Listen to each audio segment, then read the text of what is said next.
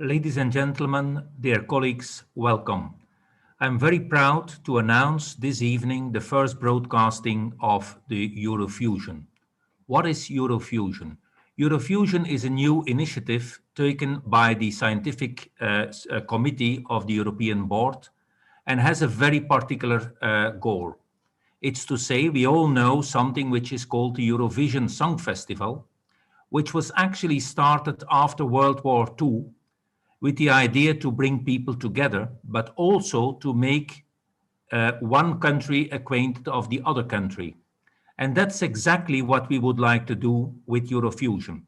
We would like every society to present themselves with the points in which they are interested, how education is done, and also for other countries to know who they can reach and what are the specialties of certain countries. Of course, it's not the purpose to give points. And how well the Holland or the Dutch society will do, we will not give them points. But what they have to do is to give us points, to show what are the points of interest in Holland. And I'm quite convinced they will show us many. But also important is to know what is actually the curriculum in Holland. What is actually the interest of the average perfusionist, and even more important, it will give everyone who is attending this webinar the opportunity to reach the Dutch perfusionists. And take care, you probably saw it already on the initial slide. There is an email on there where you can pose whatever question. Now, as the European Board is very proud on this initiative, and I want especially thank once again our scientific committee for developing the concept. We would like to credit also one EBCP point for all attendees to this webinar. Now it's my great pleasure to introduce Saint-Marie van Deventer, who is actually the EBCP delegate for the NISEC, the Dutch Society, and she will take over now and will introduce the NISEC to all of you. Have a very nice and hopefully very interesting evening. Thank you so much. Thank you, Philip, for the nice introduction. Hello and welcome to you all to this webinar. We are really happy that you have taken the time to be here with us.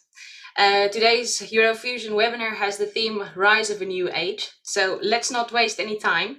And let's start with our first speaker, Peter van der Baslar.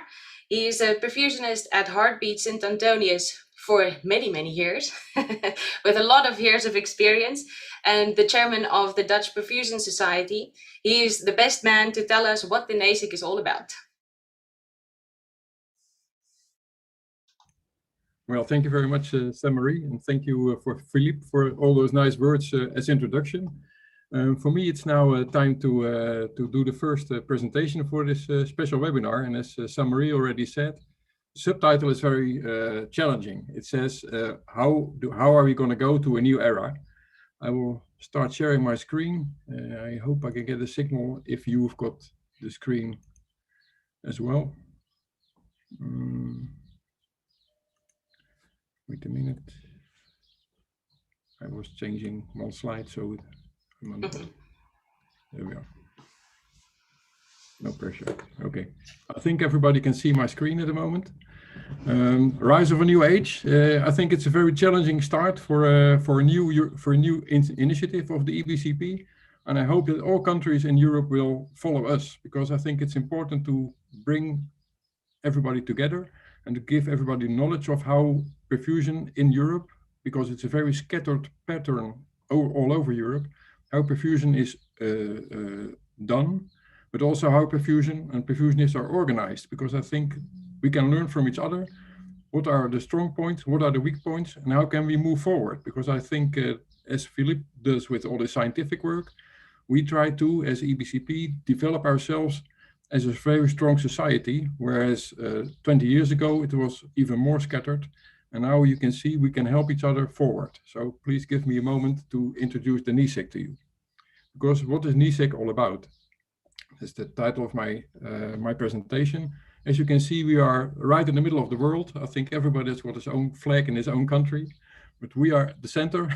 Sorry for that. And at the moment, maybe we are the center, or at least the center of Europe in the Song Festival era. Because during this week, the EuroVision Song Festival will take place in Rotterdam. This is a picture of this city. And this is where the EuroVision Song Contest will take place during this week. And I hope, well, they hope you will be watching it this Saturday. I have to confess, I almost never watch it, but at least it's a nice thing for everybody to watch. This is also the Netherlands. This was in this afternoon when I came home. We had a very strong rainy day in this country today. I hope you had better weather because our summer or our autumn or our spring still has to start. Let's start with the real introduction of the NICEC. As I said, the Netherlands, that's where we are. We have 17 million inhabitants. We have 16 cardiac centers. It's a bit special because in this country there's a legislation that forbids a hospital to start cardiac surgery if they don't reach a number of 600 patients at the bottom line. So every cardiac center has to do at least 600 patients, which means that for most countries, 600 is already quite a large center. And I think this is one of the differences already for the Netherlands and maybe a lot of other countries, that most centers do a lot of cases. Myself, I come from a center where we do between 1,800 and 2,000 cases a year.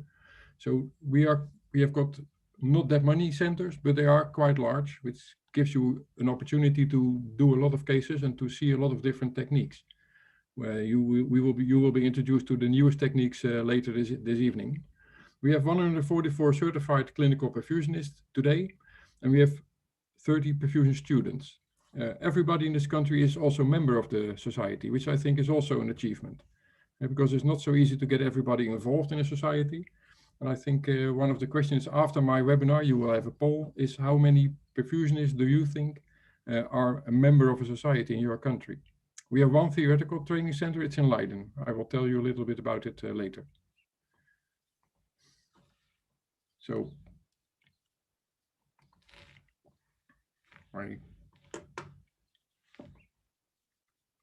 something is stopping.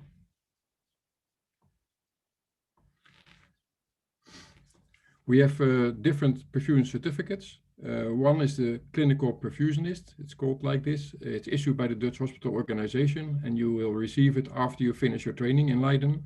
But it doesn't mean anything for everything what you do afterwards. It just shows you that you have done this training in a proper way. After this, you can ask for a erkend klinisch perfusionist certificate. EKP it's called in the Netherlands, and it's issued by the NICEC, that's the Dutch Society of Perfusionists. And also you can ask for an ECCP, which is issued by the EBCP. ECCP is issued in a very low threshold way, because the Clinical Perfusion Training Center in Leiden has been accredited, I think now 3 times on a row by the EBCP as a very good training facility. The perfusion training program itself it's a 3-year training program, and the entry level is a Bachelor or Master of Science. We have one theoretical training center, as I said, in Leiden, where the training itself takes about 1,600 hours. This is the real theoretical training and all the hours that people are supposed to work at home, and plus 15 practical training centers, which are actually the open heart centers, where you have to do approximately 3,000 hours of training. So the training is quite extensive. We have 6 to 10 students per year. It's not a very high number. Actually, it's not enough. We have a constant shortage of perfusionists in this country. I have to say we have about more than 10%, between 10 and 13% of the perfusionists in this country come from abroad. I think it's good because we learn from each other. But it's also something that might worry, because we always depend on training centers from outside. So that is a plus and a minus on this. The NICEC itself, as we are organized, as I said, everybody, 100% of the perfusionists is a member of this society. We have a board with 5 people in it. We have 2 platforms, or actually 3. Platform 1 is education, which has 37 members, and we do a lot of things. I will come to this later. We have platform 2, which goes for quality, We had 16 members, and we have a communication platform with 4 members. As you can see, of those 150 approximately certified clinical perfusionists, we have about 60 that are actively working in NICEC, which I think is also an achievement, because it means that cohesion in this country is high under perfusionists. And I think this is also something that you might need in any country to make your society stronger, and try to get as many people involved as possible. This is where I lived a long time ago. And as I said, platform 1, education, the focus is to define and protect the scope of practice. We've written a scope of practice, and you have to defend it, because other people, other healthcare professionals will try to enter our scope of practice as well. You can imagine that, for instance, ICU nurses might try to take over our ECLS patients. You can imagine that other nurses might try to take over our high-pack cases. So we have to defend our own scope of practice, and this is one of the main goals for the NICEC platform education. It also has to develop the profession to a higher level. We have to organize scientific meetings, and we have to determine the level of competence. And I go into this in a second, because this level of competence we defined as you have to have a registration as EKP, and this means that you have to forward a clinical activity report every year and a scientific activity report every 3 years. That is more or less like EBCP is doing this. We also have an official recertification procedure, because you can imagine perfusionists who want to reintegrate after more than 1 year of absence, they need some way to get back into this EKP registration. So we have an official arrangement for this. And also, as I said, we have more than 10% perfusionists from abroad. We have a procedure for clinical perfusionists who were trained abroad. You cannot just come in and wave with a diploma and say, I'm a perfusionist, where can I start? You have to do an entry-level test, where you show everybody what did you do, what training did you do, how many cases did you do. So we check you on practical skills in this. After this, you have a theoretical exam. If you fail, you will not be allowed to continue to work as a perfusionist. If you pass this exam, you will have a practical exam as well. And after 2 years, you will have a Dutch language exam, which is not a very easy language, I can tell you, on an NT2 level, which is quite a high level. And we think it's important because on an OR, where sometimes the pressure is high, it is important that you as a perfusionist can understand what's going on around you. And so not everybody will speak English. Everybody does speak English when necessary, but not everybody will speak English when the stress is high. So you have to understand what's going on. So coming into this country is possible. You can get your registration, but it's not very easy. This is after the rain. So platform 2 is about quality. The focus is law and legislation regarding cardiac surgery. We have to keep up with what's going on around you. You cannot only focus on your heart-lung machine, you also have to focus on what's happening in your legislation part. Am I still protected as a healthcare professional? We've written standards and guidelines. I think this was one of the first ones in Europe. It was in 2016. And we do site visits to all those clinics according to standardized protocols. So we check if the facilities are on the level that we want them to be. The standards and guidelines, as I said, they were published in 2016. After this, the Dutch Healthcare Inspectorate checked them, and they said we miss a sterility of extracorporeal circuits guideline, because they noticed when they visited us that the sterility of those extracorporeal circuits, as you will probably have the same problem in your country, is different in every place. The official regulations say you cannot in this country say you cannot leave any primed circuit, if it's anesthetic set or whatever, longer than 6 hours. And we typically leave our heart-lung machines primed for longer than 6 hours. So we wrote an addendum which was published in 2017. And this addendum, just to tell you what the process was that we did. We organized a committee for this. The names are on top. We did a literature review. We did a survey to 15 professional associations worldwide.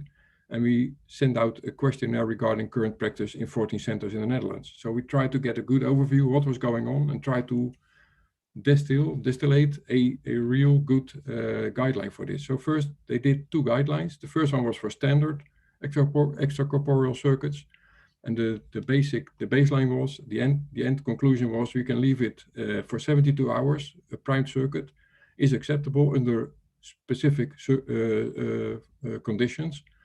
2 of them were important. The first one was the priming fluid should be only of crystalloid nature, so no carbon or glucose-based additives, because this will make bacteria grow. And the second one that was added that is important is if a colloid prime is used, because sometimes you have to, the system is can only be used for 24 hours. So be aware of this. The second guideline was on ECLS circuits.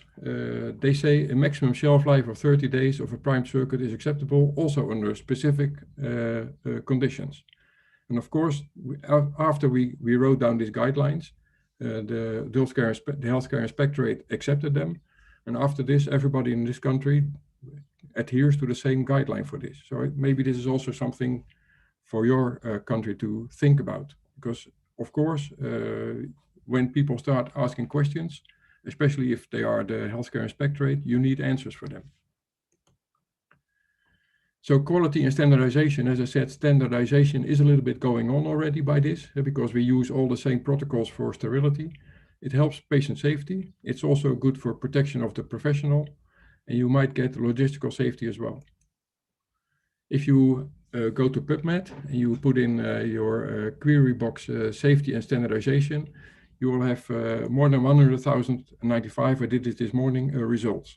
And you can see on the bottom of this slide, you can see that the attendance for this, or the interest in this standardization studies is growing every year. So standardization seems to be important. So many people say, yes, we need to standardize. What are the driving forces? Typically patient platforms, because they want to know what's going on when they go to hospital.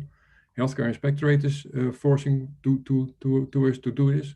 The medical malpractice lawyers, of course, medical device industry also, because it makes it easier for them to build sets, to build equipment, to build disposables.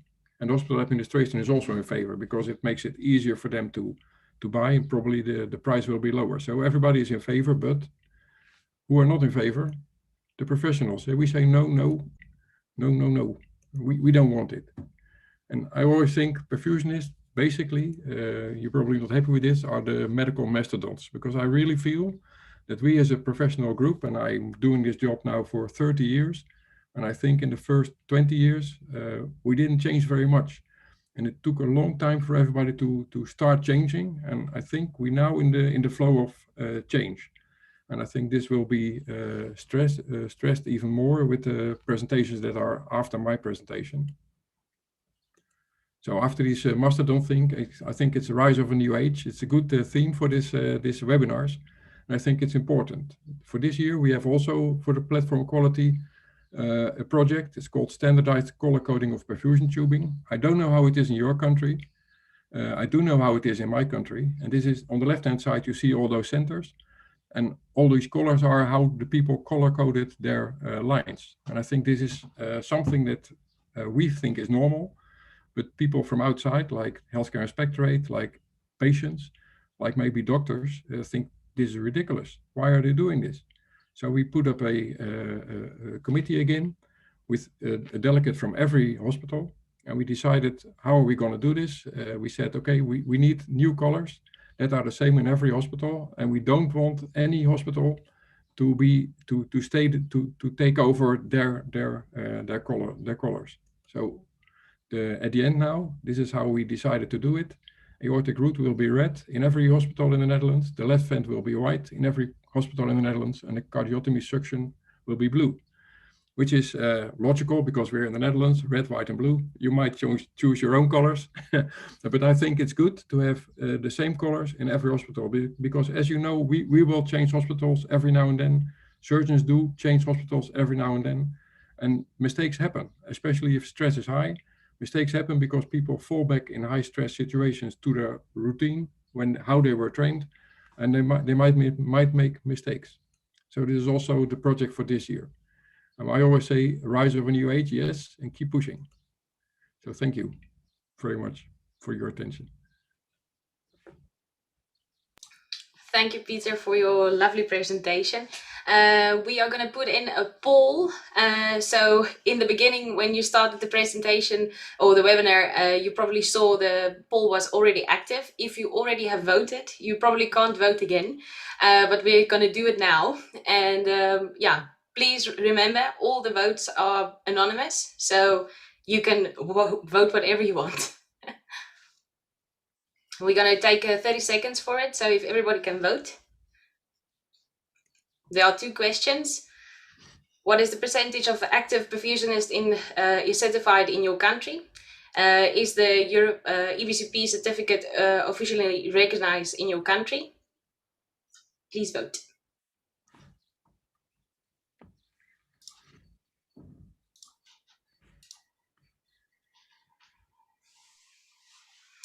Okay, so now we are going to continue to our second speaker.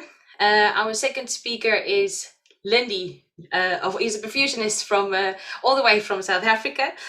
She's working in the Netherlands. Her passion for her work has taken her literally all over the world. So we know, Lindy knows definitely how to deliver. Okay, just want to make sure this is working well. Is it on share screen now? Yeah? Okay. So thank you, Sanne-Marie, for the introduction, and also thank you for the invitation to have a very short and sweet discussion or just a presentation about a new project that we recently started here in Leiden in LUMC. And the title of this is called We Deliver. Are we going to the next? Is it the next one? So as we all know, organ transplantation is life-saving surgery, but there's a long waiting list for donors, or long waiting list for recipients for donor organs. And we also have a very shortage of organs available. So for that reason, it is basically it is almost unavoidable to use high risk marginal organs for these transplantations. But the challenge is that we use these organs without compromising the outcomes of the patients. So machine perfusion has been developed and researched over many years now, and by putting these organs on a machine prior to transplantation, you know that you can better prepare and assess the function of these organs, so you can increase the success rate of your transplantations. There's already a lot of machines available on the market for different types of organs. But if we look at the gold standard, how we always had for decades now preserved organs, was called static storage. And it had its limitations, still have. And why isn't this ideal? Because when we cool these organs, they lose their cell membrane function. And because there's no gas exchange, there's energy depletion. There's ischemic reperfusion damage that occurs with toxic buildup. And we have a limited availability to assess the viability of these organs. And this is acceptable if you have high quality good organ, but not if you have a marginal high risk organ. So the transplant center in Leiden is one of the hub centers for transplants of liver, kidneys and pancreas, but we don't do heart and lung transplantation. So you would ask, how did it happen that a group of perfusionists end up doing this project? But we have been, this is not, is it good about it? Oh, yeah. We have, as a perfusion group, have been working alongside with the sorry, my presentation was blocked. We as a perfusion group has been working with the transplant team for quite a long time now.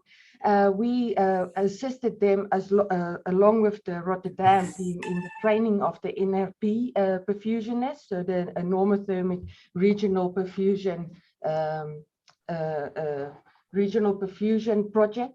We are also always available for consultation whether it is for different perfusion techniques or high-risk operations. And we also assist them with right bypass for difficult polycystic livers, transplant livers. So the question came about the end of 2019 that they wanted a group of experts to join the team to take on this project. And for us, being already a very busy department working for numerous departments in the hospital, we had to have a good look at whether or not this would be possible for us.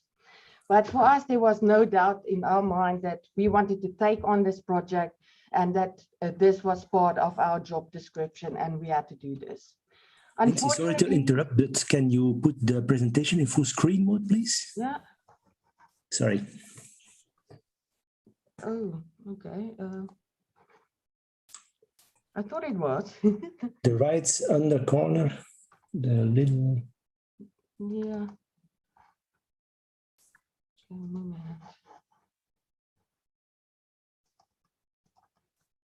Or just push F5. It's F5. Yeah. Yeah. It's starting from the beginning, and you can go to the.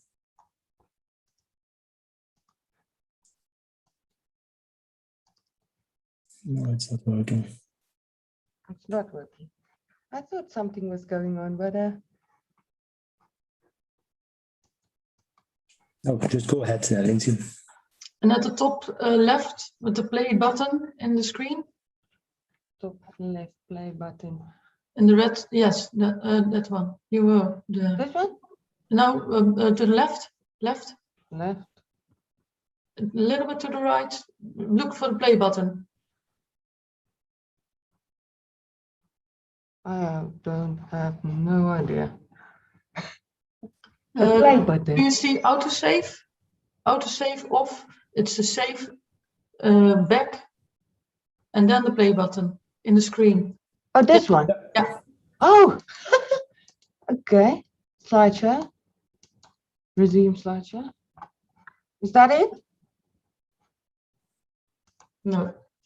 No, that is. Perhaps close and restart the PowerPoint, and then I think it might work. All right. Let's try again. So, start this.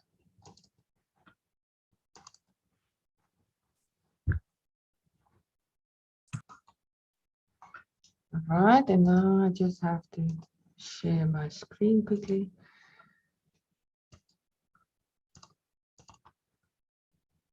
Is that it? Great, thank you. Okay.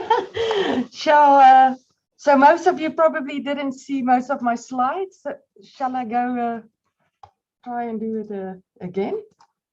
We saw it, but it was small, so you can continue where you. Okay, so where I left off. I excuse for the technical difficulty.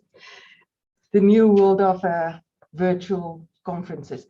So I was basically, the LMC Transplant Center is one of the hub transplant centers that transplant liver, kidneys, and pancreas, but we don't transplant hearts and lungs. So one asked, well, how did we end up being a part of this project as a group of perfusionists? And so we've been working alongside the transplant team for quite a while now in assisting in the training of the NRP organ perfusionists, as well as the group perfusion group in Rotterdam. We are always and still are always available for consultation, whether it is for machine perfusion or for consulting for difficult surgeries. And we also assist them with right bypass for polycystic livers. So it's quite difficult procedure without assisting them in this. So the question came at end of 2019 that I would like a group of experts to work with them, and they were quite happy with us and up until this point. But for us as a team that's already doing a lot of work around the hospital for different departments, we had to see whether or not this was possible for us. But for us, there was no doubt in our mind that we really wanted to do this and that this actually fit into our job description. But due to COVID, this was put to a pause. But luckily, in March of this year, we could start with this project. Now, what do we actually do? We make use of two different machines and two different protocols as well. One of which is the OrganOx Metra. We are the first in the Netherlands to use this one, but it is widely used in different parts of the world. And then the liver assist from OrganAssist, which I think most of you would know. The OrganOx Metra provides continuous normothermic perfusion of a donor liver. So it perfuses the liver with oxygenated blood, medication, and nutrients. And we can preserve this the organ for up to 24 hours, so we can keep it viable for a very long time. The nice thing about this technique is that the liver function remains intact during preservation, so we can then assess the function of the organ and decide if this is a good organ to transplant or not. There's a lot of research that already has been done on normothermic preservation of livers, and that actually very good results showing a lower incidence of graft injury, but also a 50% lower rate of organ discard, but also an increase of about 20% of transplanted livers. So this is just a picture where you can see the liver before we start perfusion, and then the one next to it, you can see it. It's oxygenated blood is pumped through it, and it's nice and rosy in color. So when will we choose to do normothermic preservation of the liver? So definitely when we have a liver where we think, yeah, we can use this, but we don't feel very confident in this, we can evaluate the function of the donor liver via this technique. We also would do put all DCD livers from donors that are older than 60 years of age on a normothermic machine perfusion because they are seen as high risk. And sometimes we can have the opportunity to transplant more than one organ. So we can be greedy when they presents us with more than one organ. We can be greedy and say, yes, we want it all. So we can also, because we can have these long preservation times, we can avoid operating during the night. This is only beneficial for surgeons and for the OR team, and definitely not for us. And we will also use this technique when we have a long or a very complex surgery. So we also now use the OrganAssist. This doesn't need a lot of introduction, I think, because it's been on the market since 2005. It's easy to use and very cost effective. But this machine does give you the opportunity to adjust settings, pressure settings, but also temperature settings. So it gives you the opportunity to switch between protocols. So if you want to do normothermic blood perfusion or hypothermic cold preservation, you can do that easily with this one machine. So how does it work? It is basically two circuits, one for the hepatic artery and one for the portal vein. And the hepatic artery is perfused with pulsatile flow at 60 beats per minute, and the portal vein continuous flow. We are part of the Groningen DHOPE DCD trial, which is the international multi-center trial, where all DCD livers from donors under the age of 60 years will be put on this trial.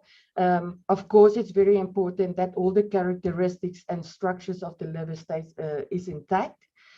We will perfuse the liver for 2 hours with UW machine perfusion solution at 4 to 12 degrees Celsius while we administer oxygen.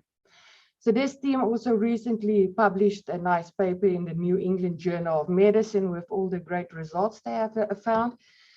But numerous studies already showed very good results in DCD liver transplantation if you minimize the ischemic time. But the one concern that remains is biliary complications after transplantation. And usually this injury occurs during the warm ischemic time of the donor or static cold storage. So by placing these organs then on a pump, you can improve the quality of the organ by providing oxygen. And you can also, it also helps to recover the liver graft from ischemia, and it also restores the ATP levels in the mitochondria. So this also provides better preservation of the organ and with good results after transplantation. This is just a look how it looks when we connect it to the liver assist. So what have we done until now? We have done 8 METRA procedures on the organ ox, 7 of which has been transplanted successfully with very good results. One of which was one of the 8 procedures we found that the organ was unusable, because during the procedure we noticed that there was extensive damage to the hepatic artery. The longest pump run we have done until now is 1 minute shy of 17 hours, and we expect to do 40, and hopefully it will increase to 60 livers a year. On the DHOPE trial, we only started in mid-April. We only have done 1 of these until now, which was successfully transplanted. And we expect that the 1/3 of these livers that gets presented from transplantation would be put on the liver assist. So what does the future hold? Would this become the standard of care? Would we routinely perfuse all or most of the organs prior to transplantation? Which temperatures would be used? Which one is better, hypothermic, normothermic? I think that is still a great field of research that's still going on. And maybe that portable transportation would become a thing in the near future instead of static transportation, due to the damage that it occurs to the organ during static transportation. But I think what definitely is going to happen in the near future is that we will see more and more donors. And with this machine perfusion techniques, we will see an increase in utilization of organs. For us in LEMC, we are very looking forward to a new technique that we are going to start in the near future with kidney machine perfusion as well. So that is something we really look forward to. So we actually deliver anything, anytime, and anywhere. And I would like to thank you for your attention, and sorry again for the technical difficulties. Amazing work, Lindy. Thank you for your presentation. And although there was technical difficulties, your presentation was really great. We are going to do another poll again. On this one, everybody can vote. Do you think organ perfusion falls under the job description of a perfusionist? Are you currently active in perfusing organs for transplantation? Please submit your answers.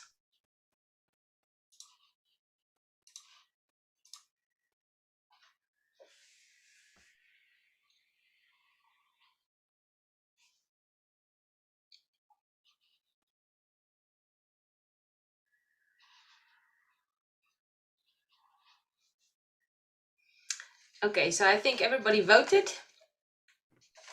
So then we're gonna, yay! So it fits under the job description of a perfusionist, and yes, hopefully all active in perfusing organs for transplantation. Thank you. Okay, so then we're going to move on to our 3rd speaker. Our 3rd speaker is a perfusionist from the University Medical Center of Groningen. A big part of his interests lies with doing research in complete organ studies. So, Roland, can you please tell us more about the future prospects? Yes, thank you, Samari, for your kind introduction. And also from everybody who is watching. Okay, so it doesn't start up at the first slide, I see. So, my presentation is entitled Future Prospects in Machine Perfusion of the Hearts and Lungs. In this presentation, I hope to give you all a bit of an overview from the history to what you can actually achieve with machine perfusion. So this is a little bit of the history of machine perfusion. The concept of machine perfusion is not new. So actually already in 1935, Carroll and Charles Lindbergh designed the first liver perfusion machine. So the concept is already pretty old. In the 1960s, they firstly introduced a machine perfusion for the kidneys in clinical practice to preserve and transport kidneys. However, in the 1980s, the static cold storage proved to be easier and cheaper than the machine perfusions they have built at that time. And so actually it rendered the machine perfusion obsolete over time, especially with the arrival of the better preservative fluids like the Wisconsin solution. Machine perfusion actually started to come back in this century. And in 2009, they actually produced one of the first clinical trials. And this was actually done by a PI here in Groningen, Cyril Moers. And he showed that the hypothermic machine perfusion of the kidney reduced the risk of delayed graft failure and improved the first year survival of the graft. So and this is actually what needs to be done in the future. A lot of clinical trials to show that the machine perfusion actually works. In 2016, there was also a nice publication done by Baslar, and they already showed that the benefits normothermic ex vivo perfusion of the livers. Now, in 2021, now we actually in the Netherlands, here we started the Heart in the Box, the organ care system. And actually, we did. There was a procedure today in Nijmegen. We were there as well, me and a colleague of mine, and there, the team of Rotterdam went there to procure a heart in Nijmegen, and they actually successfully got it starting and took it back to Rotterdam, and they are transplanting it as we speak. Now, what are the goals of machine perfusion of the organs? Now, of course, expanding the donor pool. There was a publication at the Rijkszettel, and they addressed that in 2018, only 50% on the waitlisted people in the Eurotransplant region did not receive an organ. So we really need to expand that donor pool. Improve organ reconditioning and regeneration. That is also a major goal in the machine perfusion, especially after donation after circulatory death. Thus, restoring organ perfusion and oxygen supply, and by adding therapeutic agent, we hope to recondition the organs better and making them suitable for transplantation again. We also do the normothermic and hypothermic machine perfusion. Both already provided beneficial compared to conventional static cold storage as we do now. What you can also use the machine perfusion of organs for is like a sort of a viability assessment of your organ pre-transplantation. So you buy some extra time to see if the organ is suitable for transplantation. And it also extends time to transplantation. So if you're occupied with other matters, then you can like postpone the transplantation by using a perfusion system to delay transplantation time. Now, what we do in Groningen, we have our focus is on at least 4 different organs. We do the livers, we have the lungs, the kidneys, and the hearts. These are the systems that we use now. We have the liver assist from ex vivo, we have the lung assist from ex vivo, and we have the kidney assist from ex vivo. And together with the collaborative efforts of Utrecht and Rotterdam, we share the OCS, the organ care system for the hearts. And this is the system, the last system that we use today. Now, the difference is mostly, most of the systems of the ex vivo are being used at the transplant center and are not used for transporting. The kidney assist is being used for transport, but the organ care system always goes to the center where the heart is collected and then travels back to the center where the patient is getting the transplant. So this is a picture of one of the lungs we did. These are huge actually. These were nice lungs, and next to it I have a short movie of one of the hearts on an organ care system. This movie was actually made by our colleagues in Utrecht, but you can see how this heart is nicely beating on the machine. Here it is. We use the lung assist for the preservation, reconditioning of the lungs, a little bit of regeneration. This is mostly post static cold storage. And we do this perfusion in the transplant center. For the hearts, it is also preservation, reconditioning.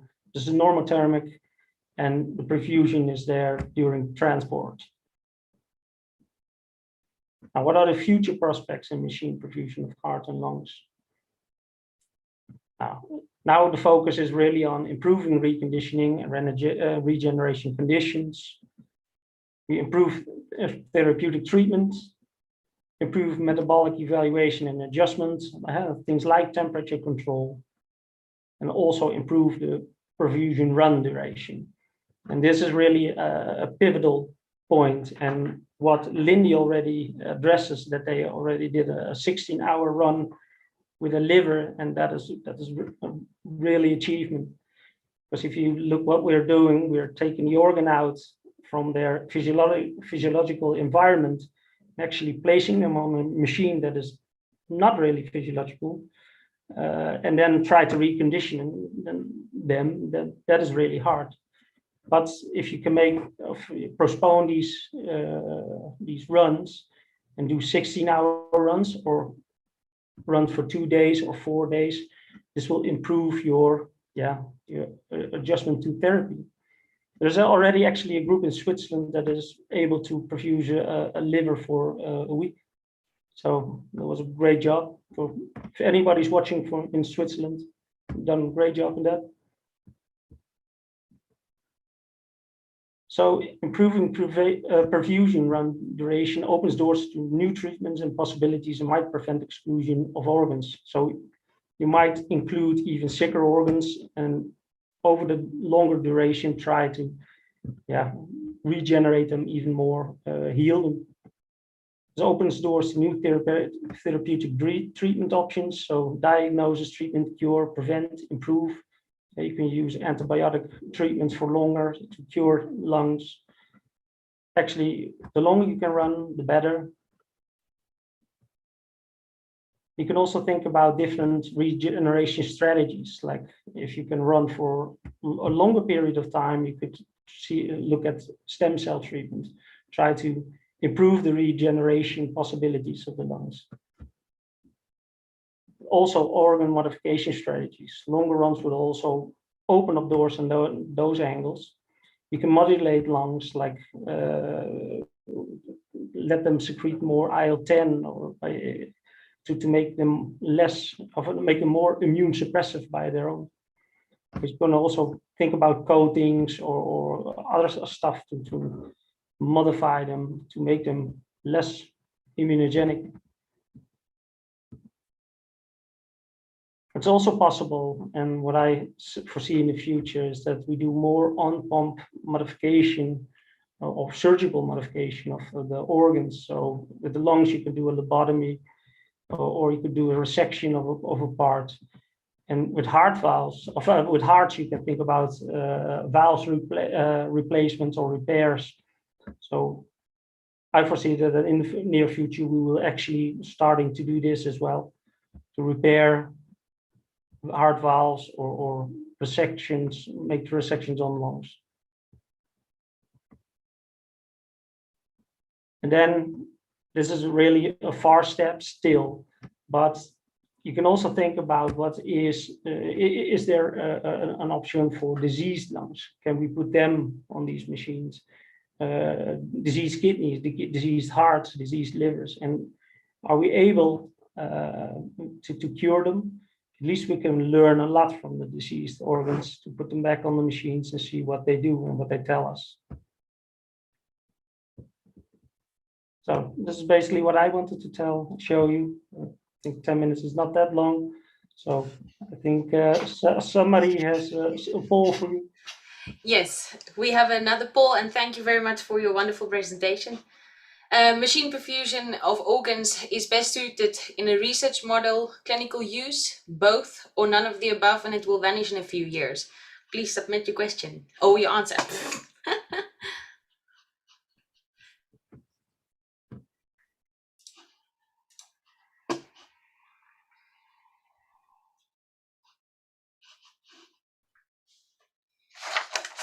Okay, so we will continue because we are running a little bit late. But, oh wait, there it is, both. So in a research model and clinical use. Thank you very much. Our fourth and final speaker is Marloes van Hoeven. She's a perfusionist at Heartbeat Catharina Hospital in Eindhoven, with her background as a biomedical engineer specialized in modeling, programming, and data analysis. She's definitely the person to tell us more about the rise of the machines.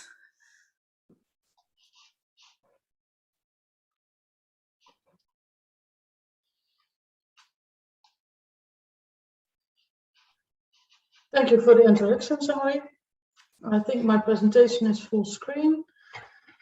I think it's an honor for me to be one of the speakers in this first EBCP webinar. I want to present my ideas about the rise of the machines, more detailed. What is the impact of artificial intelligence and machine learning in our society? We started with analog and handwritten data registration, as seen in the first picture. Nowadays, a huge amount of digital data is collected via several electronic registration systems, and in the future we could expect high-end algorithms and partly autonomous machines. For now, it's important to realize that the Perfusion Society is automatically collecting a huge amount of important data which can improve patient outcome. In this presentation, I will give a short introduction of artificial intelligence, machine learning, current models, and future possibilities for us as a Perfusion Society. What is artificial intelligence? It is the ability for machines to interpret and learn from data and to make a prediction. And they do so without being explicitly programmed for that. So they do it by themselves. Artificial intelligence is capable to perform tasks like normal require human intelligence does. Tasks like decision-making, object detection, solving complex problems, and high-level computations. In more detail, artificial intelligence is what we're seeking to achieve, and machine learning at the center here is the way to implement it. These are the three essential ways how machine learning is implemented and learns from the data. Supervised learning by classification and regression. An algorithm generates a function and maps inputs to desired outputs. And unsupervised learning, clustering. Models a sets of inputs. Patterns are discovered by looking for similarities in data and group them. And also decision making by reinforcement learning. An algorithm learns from the feedback of outcomes. So what is the workflow of machine learning? It manages data and then trains the model. It evaluates the model and then it deploys the model. This works as a feedback loop, and every loop the data and the model can be improved. The quality of prediction increases when there's more data to learn from. So more perfusion data is a better deployed model. The improved outcome of the current algorithm, data and training of the model can be improved, but the quality of the data and the amount of data must be reliable and the quality must be good. As I already mentioned in the first slide, nowadays we gather a huge amount of digital data during bypass, as can be seen in these pictures. Data from the heart-lung machines, such as blood flow, gas flow, pressures, goal-directed perfusion parameters, etc. Also data from the blood gas monitoring devices, such as hemoglobin, gas pressures, etc. These data, combined with the electronic patient registration system in hospital, is a perfect database which can be used as an input data for machine learning and make predictive models to improve patient outcome and optimize perfusion techniques. We are already using this data in randomized controlled trials, which is the gold standard for inference. I will take the GIFT trial as an example for how machine learning can be helpful in future research, because the GIFT trial is one of many trials. And this trial is chosen as example because this trial is done also in the Catharina Hospital. This center was one of the 9 conducted centers, but unfortunately we could not include a single patient. So that made us discuss about collecting and sharing data. As you can see in the figure, more than 2,000 patients undergoing cardiac surgery were screened and only 344 were randomized. So the inclusion percentage is only 15%. A randomized controlled trial is time and effort consuming. So you need a written informed consent provided by the patient. And as you can see, it took almost 2.5 years to include 344 patients. The limitations and suggestions from the GIFT trial that we could not include all possible determinants in our analysis. One of the limitations is that we could not include all of the possible determinants in our analysis. And in future trials, we probably include a more carefully prescribed baseline protocol. This is only one example of many trials and its difficulties in RCTs nowadays. According to literature, RTC has also a poor power in intensive care units, just like the perfusion trials. As you can see in this article about outcomes and the statistical power in the intensive care units, the conclusion is unclear justifications for statistical power calculations, insufficient patient accrual, and incorrect predictions of baseline event rates. So we have to find a solution to improve this kind of research. It's important research, so we need a solution. So in conclusion, current trials are expensive, difficult, time-consuming, findings are too broad or too narrow, and randomizing patients can make patients and physicians uncomfortable. Machine learning focuses on algorithms to learn from the data, like risk modeling, analyze statistically, predictive decision-making, and supportive in diagnostics. Machine learning could be a helpful tool on RTCs because it's flexible, can perform a complex data analysis of complex data, and it's cheap.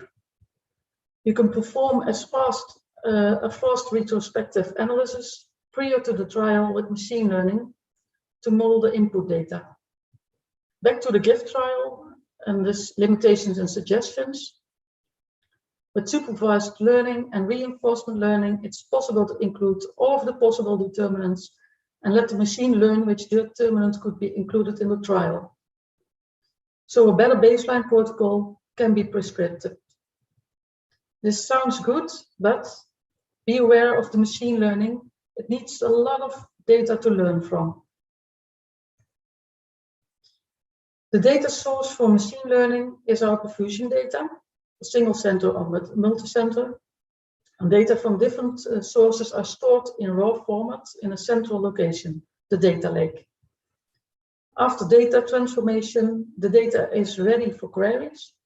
The data is stored in raw format because it's possible to store a large amount of data because it takes less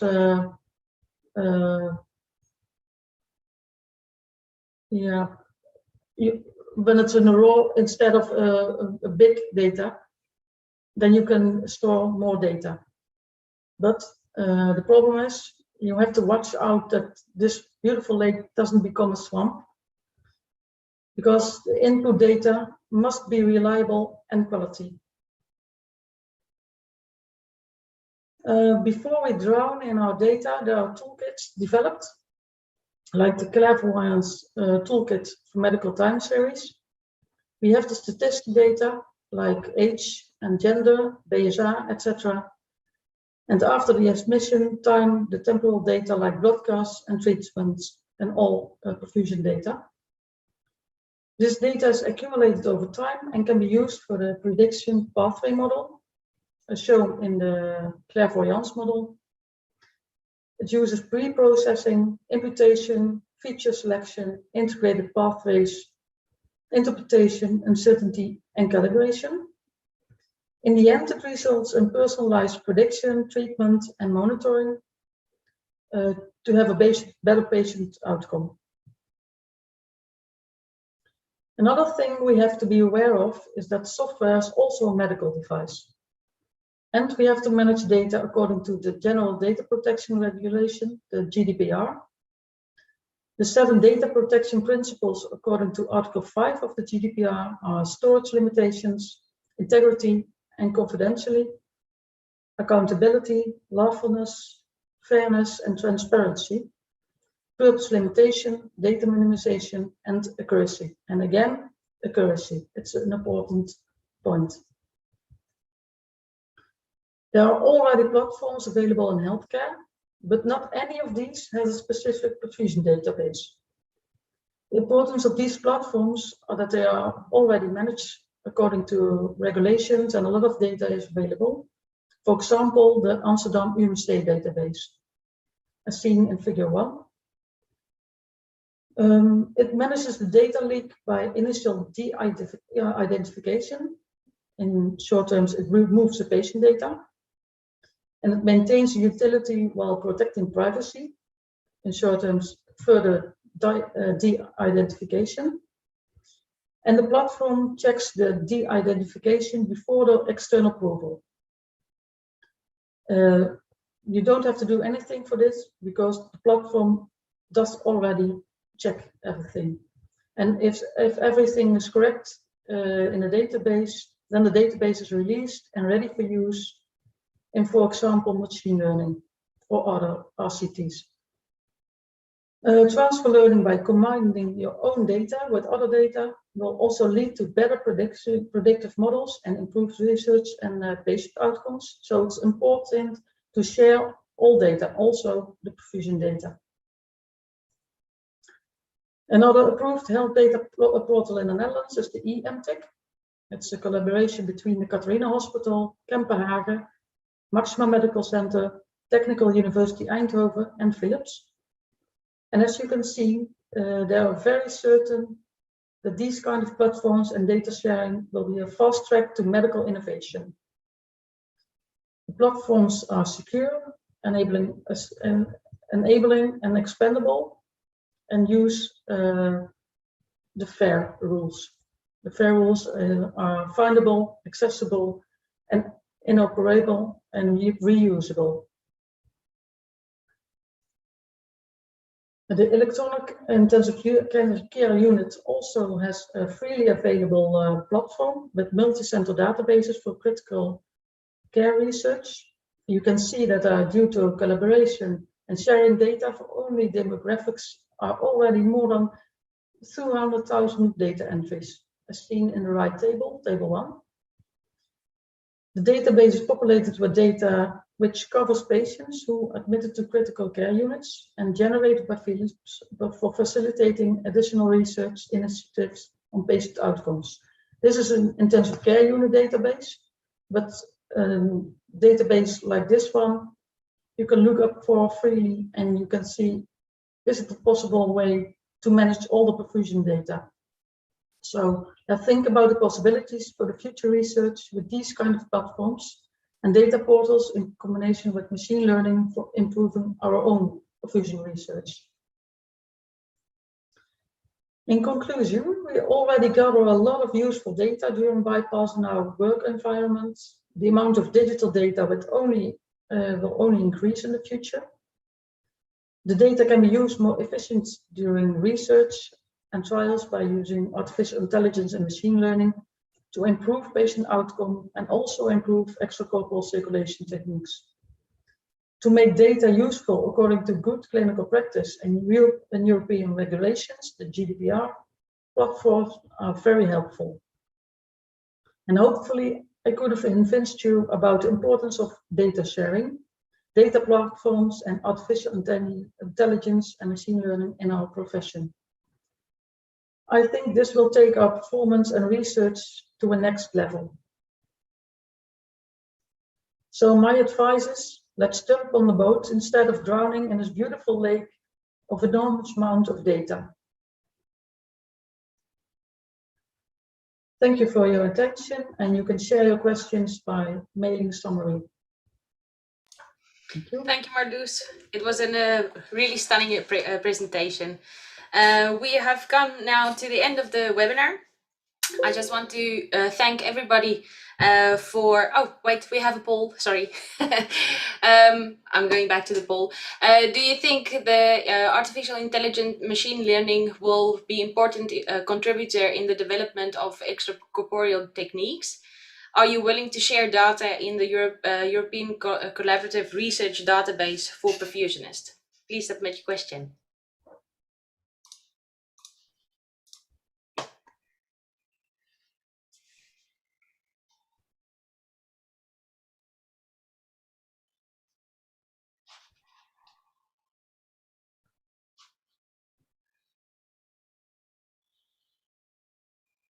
Has everybody voted already? Yes. Thank you. Okay, so then we have come to the real end of the webinar. I just want to thank everybody for their time to listen to us, and so we can tell you what is going on in the Netherlands. Remember, if you have any questions, please email us. We will definitely get in touch with you. The speakers will get the questions separately and they can answer your questions directly. We just made it easier because we don't have a lot of time for Q&A this evening. Special thanks to all the speakers for your great presentation, Philip for hosting the webinar with me, and of course the EBCP for this great opportunity. We are looking forward to the next country that will share with us. Make sure you join the EBCP for the next EBCP webinar. That will be on the 16th of June with prime time. Thank you and enjoy your evening. I will share my screen for the next webinar.